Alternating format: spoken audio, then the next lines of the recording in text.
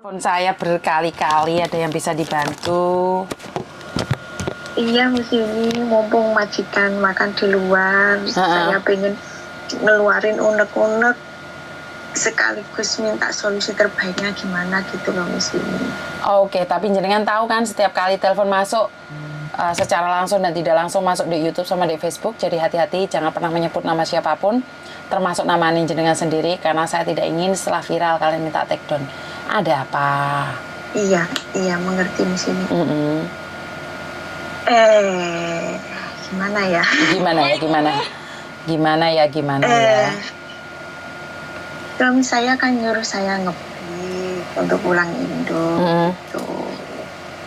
Tapi saya sebenarnya udah mengatakan ya nanti awal tahun kemarin itu Desember saya ngebreak, terus awal tahun baruan saya pulang gitu.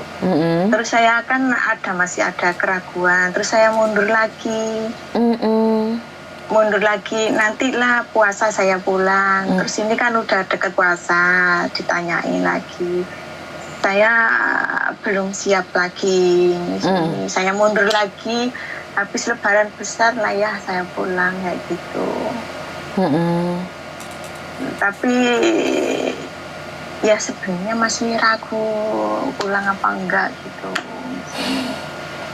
Apa yang kamu bingungkan? Apa yang kamu khawatirkan?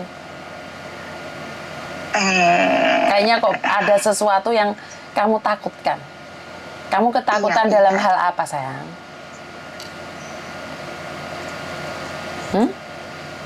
Gini, Miss Yuni, cerita dikit ya, Miss Yuni. Mungkin ada temen yang kayak saya juga mungkin. Kalau nggak ada ya alhamdulillah gitu. Sebenarnya ini suami kedua. Saya janda anak satu, suami juga duda anak satu. Tahun 2019 kami menikah. Terus tahun 2020 bulan 10 suami kan sakit, masuk rumah sakit. Dokter bilang kolesterol tinggi, terus sama epilepsi sekunder gitu. Terus? Kan dokter juga menyarankan saya di rumah karena anak-anak kan nggak bersama suami. Anak saya kan di Jawa Timur, terus anak suami kan Jawa Tengah. Ikut mamanya gitu. Terus suami kan sendiri di rumah. Lah ini kan akhirnya di majikan ini terus terang saya nggak kerasan karena bapak juga pernah cabul, tapi agent saya baik.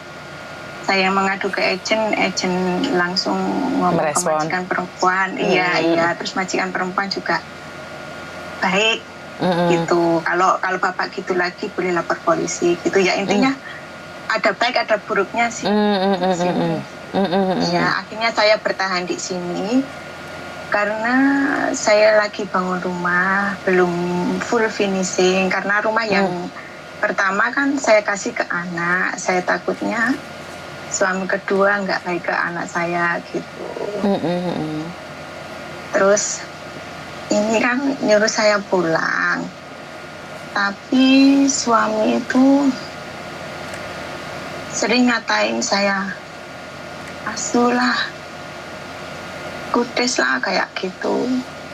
Pura-pura nggak kerasan di sana, tapi buktinya mundur-mundur suruh pulang kayak gitu.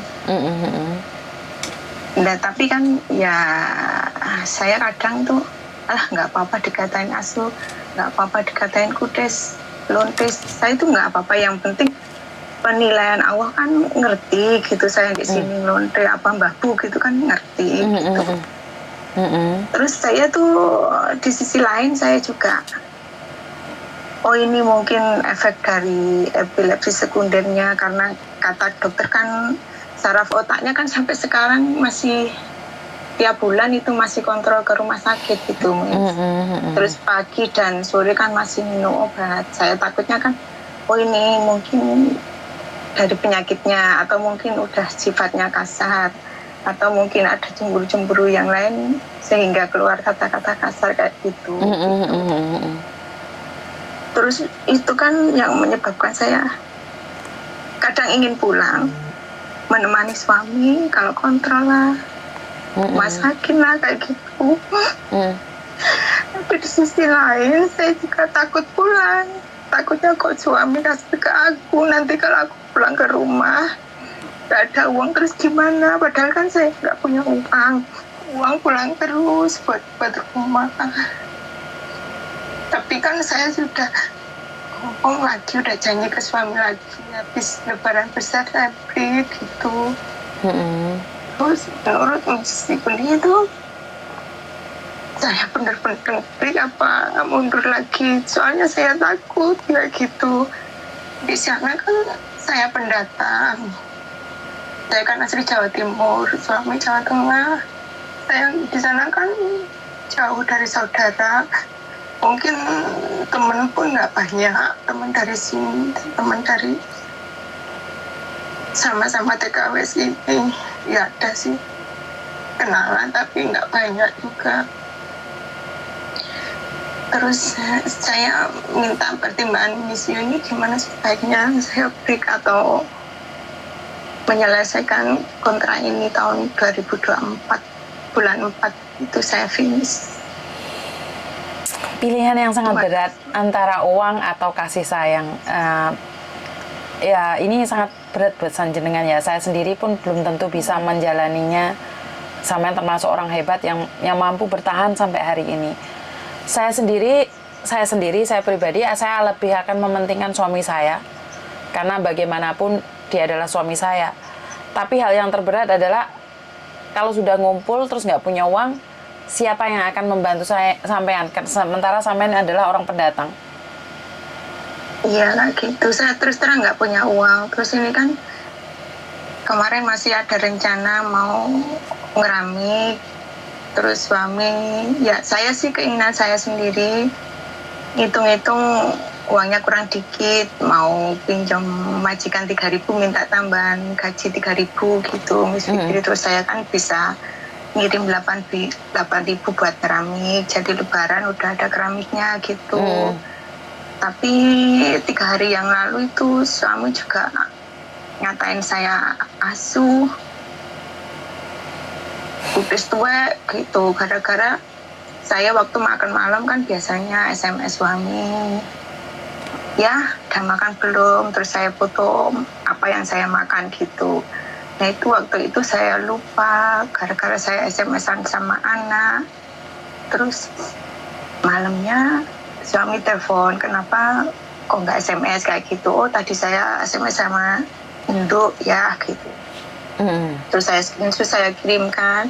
Suami tuh nggak percaya, ala SMS bisa ke sini, bisa ke situ, bisa ke sini ke situ, bisa dipindahin kayak gitu. Nggak percaya, nggak, ya udah nggak apa-apa kan. Saya posisi capek, udah jam 12 malaman lah lebih. Terus saya matikan daripada bertengkar. Terus suami SMS, oh asu gini orang kok ditelepon suami kok mukanya kayak asu kayak gitu. Terus PP saya kan yang tadinya saya, suami, dan 2 anak, saya ganti PP sendiri. Terus di komen, oh PP loan, PP kudes tua kayak gitu. Kudes itu apa sih Mbak? Kudes itu lonte gitu loh, Miss Yuni. Kudes itu Jawa Tengah, apa? WTS gitu loh, kudes. Padahal sini kan, tapi saya itu nggak begitu masuk ke hati sih. Yang penting kan Allah ngerti saya di sini ngapain gitu. Tapi yang terpenting kan saya malah ada keraguan pulang apa enggak. Terus saya, kalaupun saya habis lebaran besar kan posisi nggak ada uang, rumah jadi tapi kan nggak ada uang gitulah di sini. Terus suami juga kayak gitu, malah ada ragu gitu loh di sini. Ya terus terang di sini saya juga nggak kerasan, tapi saya kerasanin gitu. Ujian yang jenengan barengan ya, sama suami yang tidak mengerti, majikan yang nggak baik, bener nggak? Biasanya kan satu. Ini pilihan yang sangat berat. Kenapa kalian tidak menyimpan uang sendiri, Mbak? Karena bangun rumah tadi. Iya, bangun rumah Miss Yuni. Itu rumahnya Kan siapa? Rumah yang ada di rumah suamimu atau rumahmu sendiri di Jawa Timur? yang di Jawa Tengah sekarang saya bangun di Jawa Tengah. Yang di Jawa Timur kan yang bangun bersama suami pertama. Saya kasihkan ke anak. Walaupun dulu pernah suami kedua ini kan menyarankan yang Jawa Timur dijual buat bangun di Jawa Tengah. Tapi saya nggak mau. Karena dalam hati saya khawatir nanti anak saya gimana gitu. Jadi saya kasih ke anak semua. Oke, jadi sebenarnya kan kamu uang habis pun buat mereka kan? Buat keluargamu yang ada di Jawa Tengah kan sayang? Iya, kan gaji saya 55, saya mulangin sekitar 4.000 lebih sampai 5.000. Kadang saya ngirim ke Jawa Timur ke anak ya, saya bilang suami, terus kirimannya kan ada SMS gitu, ya saya kasih tahu ke suami, ini saya kasih ke anak ke Jawa Timur gitu. Tapi kebanyakan saya kirim 5.000 ke suami buat bangun rumah, buat nyelesain rumah gitu. Oke, saya paham. Ini sangat berat sekali ya. Kenapa sama tidak ada simpanan buat dirimu sendiri? Saya nggak mikir diri saya sih Miss Yuni. Yang penting anak Jawa Timur tercukupi dan rumah cepat jadi, terus saya pulang karena tuntutan suami juga saya cepat pulang walaupun nggak bawa uang. Tapi yang saya ragukan kan kata-katanya itu yang asuh terus kudes lah kayak gitu, dikira saya itu lonte lah kayak gitu. Gini loh Mbak, Saman masih sehat, Saman masih menghasilkan uang, Saman sudah nggak punya harga diri. Apa yang bisa Saman bukan apa yang bisa Saman lakukan suatu saat Saman sudah nggak bisa melakukan apa-apa? Bagaimana perlakuan suamimu? Kamu masih sehat, masih bisa punya uang, kamu pun dihina-hina. Paham nggak maksud saya? Iya, Mas Yuni. Bagaimana perlakuan dia suatu saat nanti? Harusnya orang sakit itu sabarnya malah lebih loh, bukan ngamuknya yang dilebihi loh. Ini yang membuat orang turn back-nya keliru Mbak. Kenapa? Ada orang dikasih ujian sama Tuhan dengan sakit. Itu ditambahi sabar apa ditambahi ngamuk? Karena kalau sabarnya ditambahin, itu dia akan lebih baik lagi. Seperti saya, waktu kaki saya patah, saya nggak bisa terima ngamuk. Tapi dengan ikhlas, makanya saya bisa sembuh. Tapi kalau orang sakit, terus dadine ngamukan, ya nggak bisa sembuh, Mbak. Ini berpulang pada suamimu sendiri, tujuan dia apa? Iya, saya takutnya kan emosi tinggi itu gara-gara sakitnya atau apa. Tapi saya itu sering ngalah loh, Miss Yuni. Enggak ngerti, maksud saya adalah orang sakit gak iso nrimo sakite. Terus kan piye, Mbak? Ya saya nggak bisa bicara karena saya tidak berbicara dengan dia langsung ya. Saya tidak tahu dia ngamuke gara-gara apa. Karena mungkin salah paham satu sama lain kan saya tidak tahu. Saya cuma dengarkan dari Samen tok. Tapi menurut pendapat saya adalah wong wis diparingi sakit kok sabare gak ono blas. Kan berarti aneh toh bojomu. Iya, terkadang kan saya ngasih yang sering kan ngasih anak cuma 500.000 uang jajan. Terus seandainya saya ngasih lebih, kayak kemarin kan lunasi uang sekolah, kan mau lulusan, itu kan 1.300.000. Saya kirimnya kan 1.500.000 gitu, saya lebih. Sudah marah-marah. Oh, kirim ke Jawa Timur terus, Jawa Timur sudah ada apa-apa, rumah udah lengkap, ada 2 motor, ada mobil. Terus gitu. Kamu di Jawa Tengah punya anak nggak? Enggak, belum punya. Soalnya kan saya pulang cuti itu cuma 11 hari buat ngurus nikah. Habis nikah saya pulang ke Hongkong lagi kerja untuk buat rumah gitu. Ngerti? Wong kamu nggak punya anak sama dia, nggak ngerti ya Mbak, nggak bisa bahas. Soalnya kalau saya pribadi, saya sudah melakukan yang terbaik buat suami saya. Tapi kalau suami saya tidak bisa menghargai, lebih baik saya tidak akan pergi ke sana. Ya, apalagi dia sakit loh. Orang sakit itu bukan sabare ditambahi, bukan ngamuke ditambahi, sabare ditambahi. Iki teguran dari Tuhan. Lah wis dikai penyakit jek sombong, ya mbok Mbak, gak iso ngomong aku. Ngerti? Iya, Mak. Iya, Miss Yuni. Selama 3 hari ini saya juga nggak SMS, nggak apa-apa. Terus yang SMS-an kudus tua gitu, Enggak saya buka, tapi kan kelihatan itu Miss Yuni. Enggak saya buka, saya biarin gitu. Maka dari itu, biarkan saja loh. Biarkan saja. Jadi kamu nggak usah mikir yang aneh-aneh. Kamu nggak salah apa-apa. Kadang kan saya takut dosa juga. Kata orang Islam kan selama 3 hari nggak boleh diemin suami. Tapi ini kan saya sudah 3 hari, tapi kok masih kayak gitu aja. Suami itu seperti menganggap rendah saya. Padahal kan udah ratusan juta saya pulangin buat beli tanah, mau rumah, motor juga modal dagang dia. Tapi walaupun saya sudah mengiyakan mau pulang, saya usahakan habis lebaran besar pulang. Yang penting rumah udah jadi, udah punya ranjang untuk tidur. Sebenarnya kan tempat tidur aja belum ada, kayak gitu loh Miss. Ini saya bertahan, cuma ingin bisa hidup layak gitu aja. Terus nanti makan cari barang-barang di rumah, di Indo, kayak gitu. Tapi suami juga seakan memandang hina saya kayak gitu, gimana. Padahal saya udah, walaupun saya di sini tuh pernah dipeluk-peluk sama majikan, pernah itunya ditempelin ke pantat saya juga mengadu ke suami, terus SMS majikan sama agent juga saya kirimkan ke suami, tapi akan tidak mengerti. Saya bertahan mati-matian di sini. Tetap aja dihina-hina kayak gitu loh Miss Yuni. Ya sing sabar itu ujian. Ya. Sekali lagi terpulang dari jenengan. Kalau saya pribadi, seseorang yang di masa ujiannya sakit itu harusnya sabarnya ditambahi. Itu lagi ditegur sama Tuhan agar lebih baik lagi. Mungkin ada dosa yang kita lakukan. Karena Tuhan pasti ada alasan kenapa suamimu disakitkan. Bener nggak? Jadi ya secara langsung dan tidak langsung, sengaja atau tidak sengaja, percaya atau tidak, itu adalah teguran juga dari Tuhan. Iya, jadi saya pribadi, saya tidak bisa komen tentang rumah tangga. Cuman aku ingin bilang, sing sabar. Karena ini adalah ujian jenengan. Lek jenengan merasa tidak ingin pulang, ya gak usah pulang. Kalau saya pribadi, saya nggak pulang. Kalau saya pribadi, saya nggak pulang, Mbak. Karena saya masih sehat aja nggak dihargai, apalagi kalau saya nggak sehat.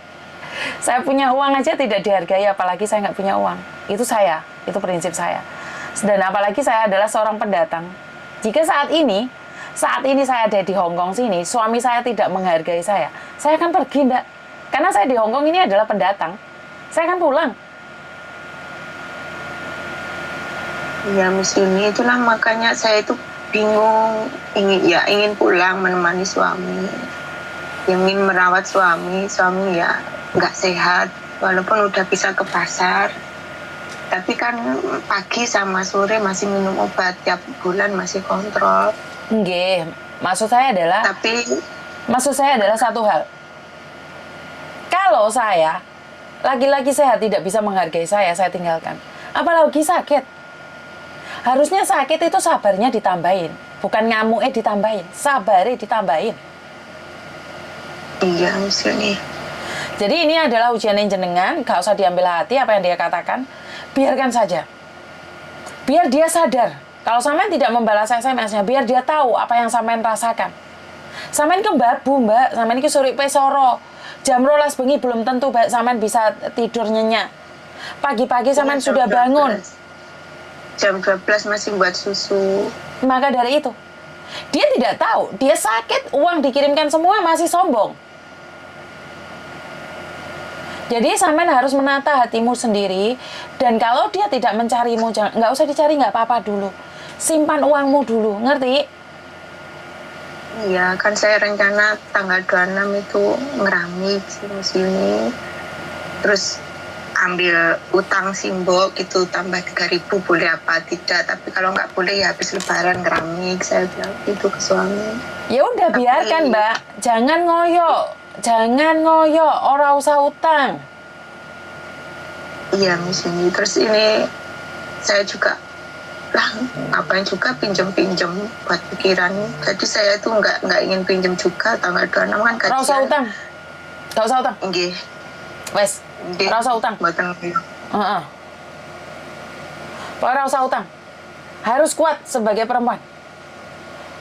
Harus simpen sendiri uangnya. Ledake gak ngregani sampean. Orang nggak usah dijual murah, Mbak. Tak kekno gratis, tapi hargai saya. Dengan kasih sayang. Ojo mulono apa kontes. Kutes, lonte Kutes. kayak gitu loh. Iya. Lonte, jangan ngomong saya lonte. Saya kerja uang buat kamu dan kamu sekarang bilang saya lonte. Biarkan saja, Pak. Saya tidak mau. Ngerti? Iya, ngerti di sini. Wes, gak usah dipikir. Semangat. Insya Allah. Iya, saya bisa. Kamu pasti bisa. Iya, saya bisa. Masih ada anak, masih ada rumah Iya. di Jatim. Iya. Yang di sana biarlah, kalau bukan rezeki saya ya kejar pun nggak akan kembali. Betul. Kalau dia mau ya biarin dia makan juga nggak apa. Betul. Makanya dari sekarang simpen uangmu sendiri. Wes dilono kotes barang kowe mau jek bingung ae. Iya. Ya saya itu masih merasa kasihan, ingin Sebentar. nemani dia. Sebentar. Ini yang saya tidak suka. Orang nggak dihargai. Biar dia tahu diri dulu, Mbak. Kalau kamu selalu merendah, merendahlah sampai tidak ada siapapun yang bisa merendahkanmu. Tapi ini kamu sudah dipancal, Mbak. Ngerti nggak? Kamu cari uang buat dia, kalau dia tidak bisa menghargaimu, lepaskan. Ngerti? Ya, ngerti, Miss. Harus kuat. Ya wes, Ya, insya Allah bisa. pasti bisa. Ntar cari aku ya. Iya, Miss Yuni. Matur nembah nuwun. Assalamualaikum. Waalaikumsalam warahmatullahi. Oke, ini saya yang tidak suka dengan gaya orang-orang sakit masih berdebah. Kenapa saya bilang sakit masih berdebah? Karena saya pernah di titik itu. Saya pernah sakit. Jadi saya masih sombong waktu itu. Merasa paling hebat. Tapi setelah saya 2 hari di rumah sakit, saya tahu ini adalah teguran dari Tuhan. Kalau saya tidak merubah sifat saya sendiri, dengan keangkuhan dan kearoganan saya pada keluarga-keluarga saya itu musuhan loh, Mbak, dulu sama ibu saya. Saya dulu itu musuhan loh sama suami saya. Perlu Anda tahu. Kenapa? Karena saya merasa sangat kecewa dengan keadaan anak saya terpecah. Meme di Indonesia dan setiap kali Meme nggak bisa ke sini. Jadi hati saya itu hancur dan saya kecelakaan. Dari situlah titik arogan saya itu turun. Karena itu saya bisa kembali sama suami, sama anak, sama semuanya. Jadi kalau Anda melihat saya hari ini di kamera, tegar, bisa bercanda, tertawa. Tidak, Mbak. Kalau Anda kenal saya 3-5 tahun yang lalu, saya tuh ganas. Dan kalau tiba-tiba ada orang bilang kenal saya dari kecil, terus cerita saya seperti ini, seperti itu. Bagi saya mereka itu hanya datang untuk ketenaran. Kenapa saya bilang kayak gitu? Karena memang tidak ada orang yang tahu jerih payah saya, sakit saya, derita saya itu tidak ada orang tahu. Jadi saya tuh sempat nangis-nangis sampai saya arogan, saya pernah nampar orang, ngamuk seperti ini, seperti itu. Tapi saat titik saya dijatuhkan, bukan dijatuhkan ya, diuji sama Tuhan, kaki saya patah, dari situlah turn back-nya saya. Karena memang ada 2, bisa membuat kita sadar secara diri sendiri atau sadar karena apes. Diberi apes baru sadar. Jadi kebetulan saya sadar setelah apes. Nggak ada satu orang pun yang namanya temen, saudara, keluarga nanyain saya. Cuman ada beberapa yang memang nyari saya tetap ada dalam hati saya. Kedua adik saya yang ada di Hong Kong sini.